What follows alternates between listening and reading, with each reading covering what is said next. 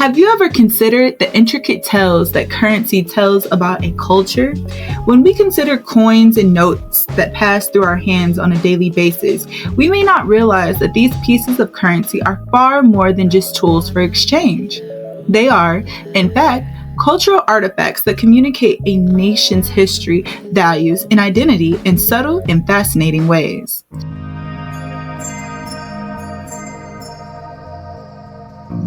Let's take a step back and see currency from an anthropological perspective. Anthropology, the study of human society and culture, allows us to see that the value of currency isn't arbitrary. Far from it. Each note or coin is a carefully crafted piece of communication, filled with symbols and representations that reflect the culture it originates from. Think about the figures or landmarks imprinted on a currency. They're not random. They are chosen because they hold significance to the people of that nation.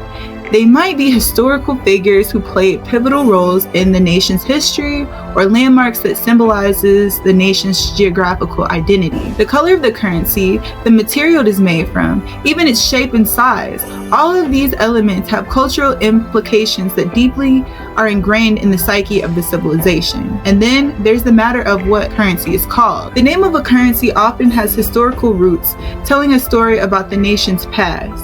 The term currency itself, for instance, stems from Latin words related to running and flowing, reflecting the circulation of money.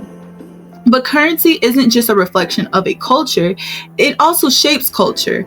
As a medium of exchange, it influences social relationships, economic structures, and even belief systems. It's kind of abstract, as Karl Marx puts it, leveling differences in human exchange to purely economic value. So the next time you hold a piece of currency, take a moment to consider what it represents.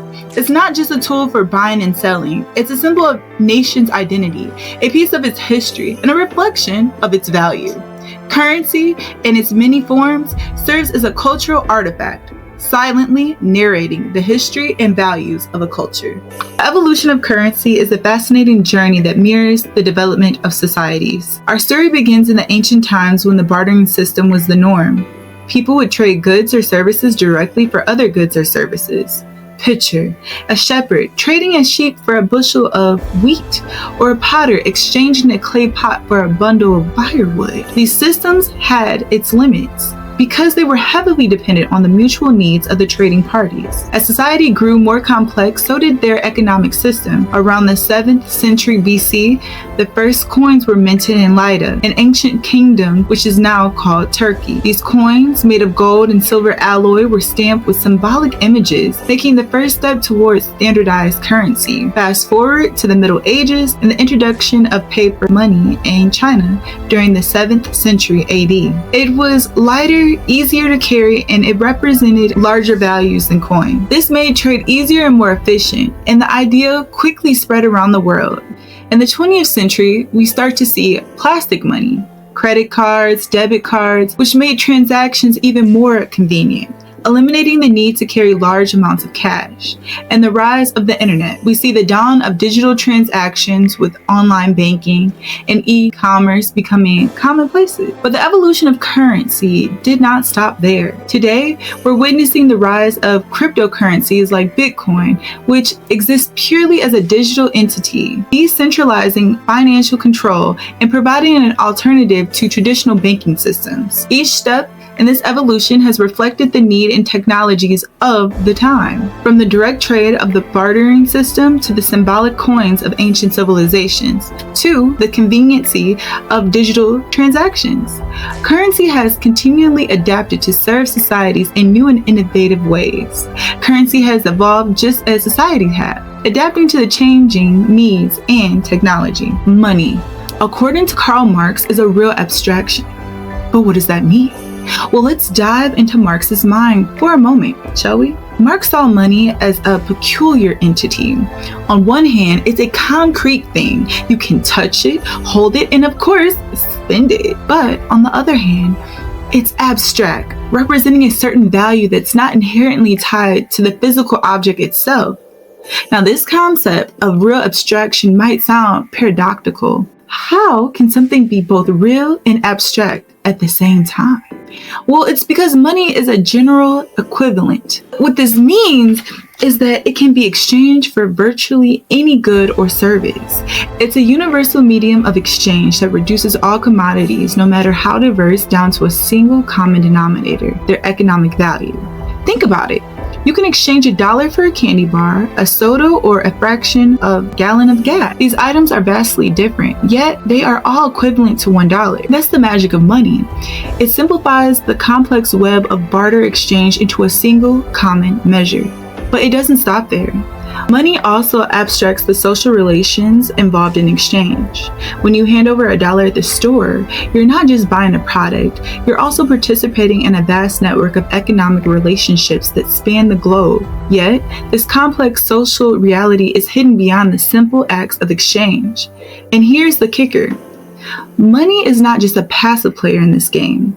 It actively shapes these relationships. It determines what we value, how we interact with each other, and ultimately the kind of society we live in. You see, money is more than just a tool for exchange. It's a social construct that embodies our collective agreement on what has value. This is what Marx meant when he called money a real abstraction. It's a concrete thing that has a profound effect on our abstract social relation.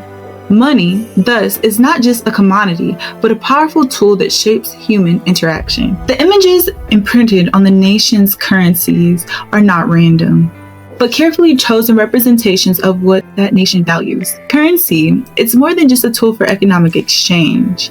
It's a canvas that showcases a nation's identity, its history, and the element prides itself on. Let's explore how different countries choose to represent their culture and history on their currency. Take, for instance, the United States. The American dollar predominantly features white founding fathers, harking back to the country's inception and its fight for freedom.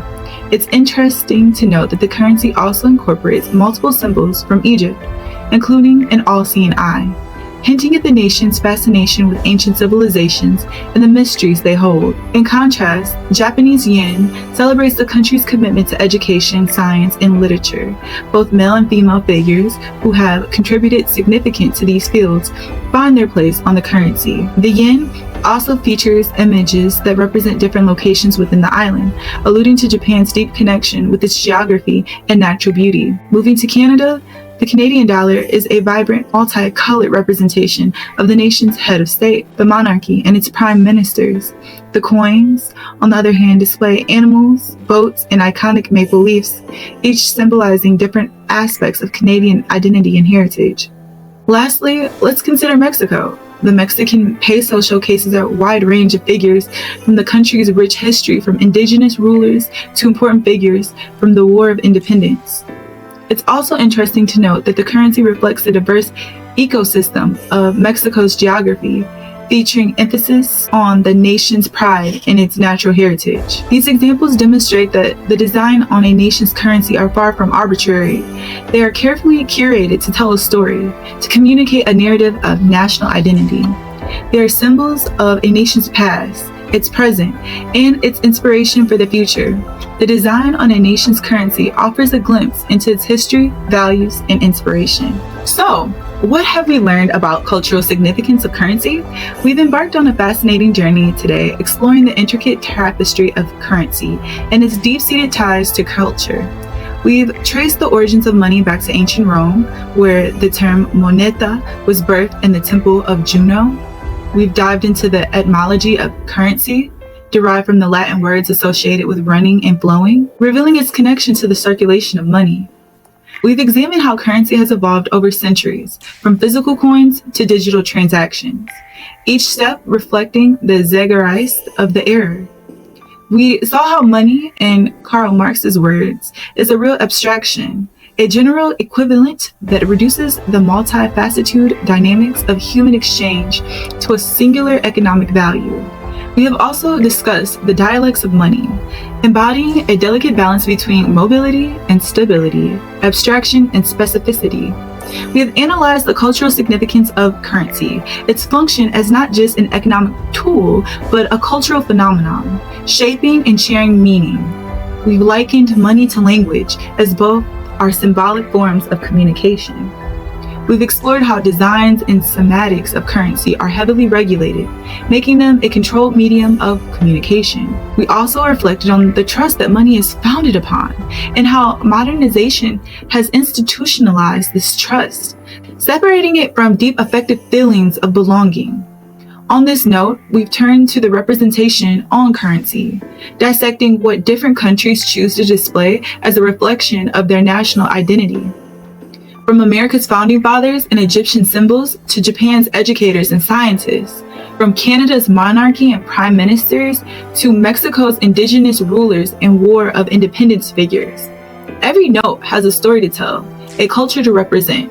So next time, when you're handed a piece of currency, remember it's not just money, but a piece of history, culture, and a symbol of trust. If you made it this far, thank you. Please let me know what topics I should talk about next time. Like, share, and subscribe, and I'll see you on the flip side. Bye!